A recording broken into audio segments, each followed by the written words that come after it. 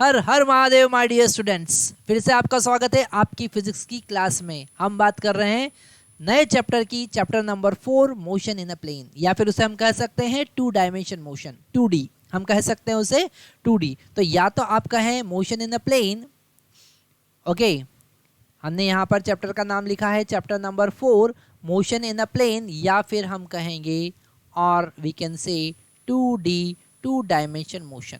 Okay, और 2 dimension motion को समझने के लिए हमको सबसे पहले समझना पड़ेंगे वेक्टर के कॉन्सेप्ट। ओके, बिगर वेक्टर के हम फिजिक्स का कोई भी कॉन्सेप्ट नहीं समझ सकते हैं। तो हम स्टार्ट करेंगे वेक्टर। आज से हम क्या स्टार्ट करने वाले हैं, वेक्टर। और वेक्टर के बेसिक कॉन्सेप्ट, एक एक कॉन्सेप्ट को हम ध्यान से देखने वाले हैं। अगर एक भी कॉन्सेप्ट वेक्टर का आपको छोड़ना नहीं है और आप चाहते हैं कि वेक्टर आपका बहुत ज़्यादा स्ट्रांग हो जाए, तो यहाँ आपको बिल्कुल भी हिलना नहीं है।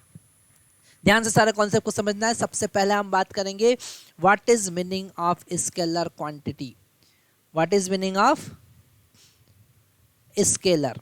तो आपको ये पता होगा, स्केलर का मतलब जो मैग्नीट्यूड रिक्वायरमेंट होती है ना। फिजिकल क्वांटिटी को हम स्केलर क्वांटिटी कहेंगे, which required only magnitude. Okay, which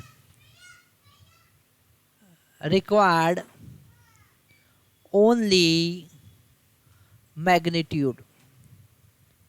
okay, जो जिसे केवल मैग्नीट्यूड की रिक्वायरमेंट होती है, डायरेक्शन की रिक्वायरमेंट नहीं होती है, ऐसी फिजिकल क्वांटिटी को हम कहेंगे स्केलर फिजिकल क्वांटिटी। एग्जाम्पल हम देखते हैं, जैसे कि टाइम।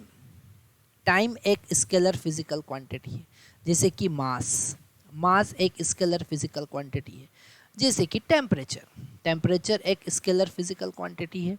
जैसे कि डिस्टेंस, हमने ये पहले भी देखा है, डिस्टेंस एक स्केलर फिजिकल क्वांटिटी है। जैसे कि स्पीड एक स्केलर फिजिकल क्वांटिटी है। जैसे एनर्जी एक है ना। चार्ज एक स्केलर फिजिकल क्वांटिटी है। पोटेंशियल एक स्केलर फिजिकल क्वांटिटी है। तो हमारे पास बहुत सारे अलग अलग टाइप की स्केलर फिजिकल क्वांटिटी होती है। ठीक है, तो scalar quantity which do not required any kind of direction. Now the second vector. Second हमको देखना है what is meaning of vector. Vector ऐसी फिजिकल क्वांटिटी होती है which required magnitude and direction both. Okay, which required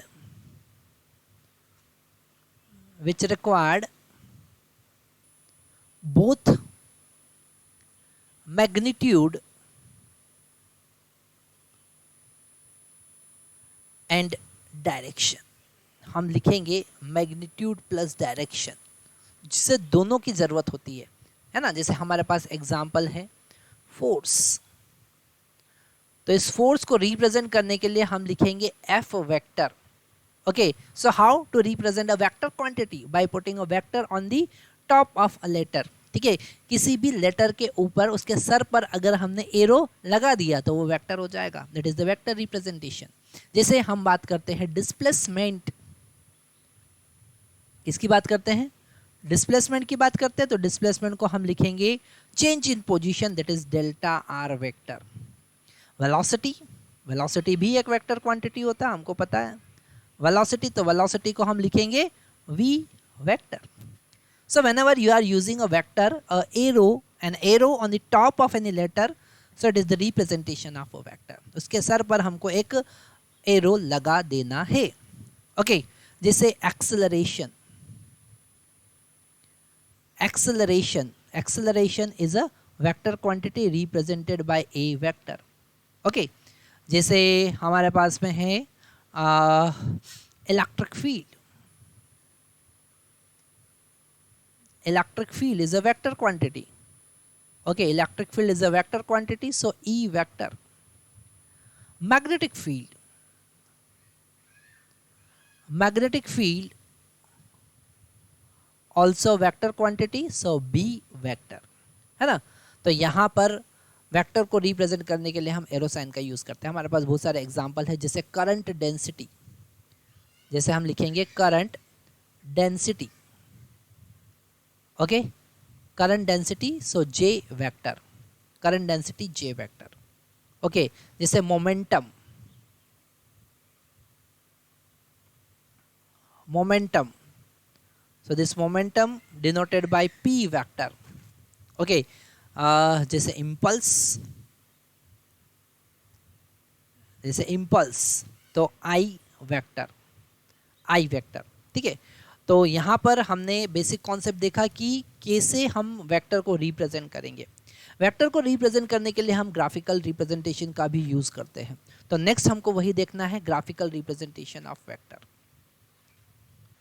बच्चा लोगों, next हम बात कर रहे हैं ग्राफिकल रिप्रेजेंटेशन ऑफ वेक्टर। किसी भी वेक्टर क्वांटिटी को रिप्रेजेंट करने के लिए हम एक एरो साइन का यूज कर सकते हैं, हम रे का यूज कर सकते हैं। जैसे हमारे पास में यहाँ पर एक रे है ना, तो यहाँ इस रे का स्टार्टिंग जो है वो O से है और टर्मिनेटेड A पर है, हमने ऐसा मान लिया, ओके। तो this direction of arrow we are using to define the direction of vector, okay. तो एरो जिस डायरेक्शन में होगा हम लिखेंगे direction of arrow along the direction of vector, along the direction of vector, direction of vector, but the magnitude, the length, ध्यान से समझना, ये बहुत इंपॉर्टेंट कॉन्सेप्ट है जो आपके बेसिक कॉन्सेप्ट को मजबूत कर देगा, है ना। Length OA, length of this arrow will equal to the magnitude. तो मैग्नीट्यूड कैसे रिप्रेजेंट करेंगे? Magnitude of vector is equal to the length of arrow, length of arrow. जैसे एग्जांपल देखते हैं, हमारे पास दो वेक्टर है ना, दो फोर्स है, एक F1 है जो कि 10 न्यूटन का है और एक F2 है जो कि 20 न्यूटन का है। Both are acting along x direction, along x axis, x axis की डायरेक्शन में दोनों लग रहे हैं। तो अगर हम F1 वेक्टर को रिप्रेजेंट करेंगे तो this is the F1 vector, okay. तो लेंथ यहाँ पर ले रहे हैं 10 न्यूटन, कितना ले रहे हैं 10 न्यूटन। पर अगर हम इसके कंपैरिजन में F2 को रिप्रेजेंट करेंगे तो उसका लेंथ यहाँ पर डबल हो जाएगा। This is F2 vector, this is F2 vector 20 Newton length.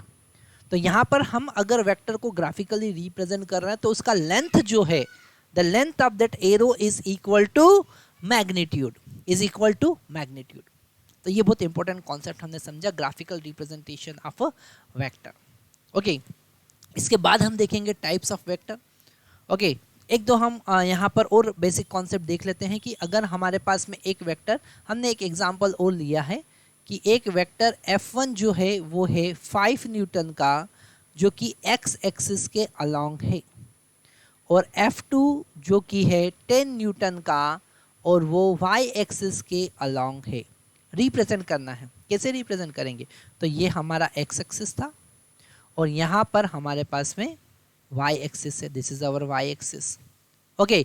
तो हम अगर 5 न्यूटन का वेक्टर x डायरेक्शन में बना रहे हैं, दिस इज F1 वेक्टर, तो 10 न्यूटन का जो वेक्टर होगा उसका लेंथ हमको y डायरेक्शन में लेना पड़ेगा और लेंथ रहेंगे इस F1 के कंपैरिजन में डबल, है ना। डबल ले लिया ना, जितना F1 का लेंथ था उससे डबल साइज का हमने F2 का लेंथ लिया है। तो यहाँ पर हमने क्या सीखा? हमने सीखा कि वेक्टर को रिप्रेजेंट कैसे करना है।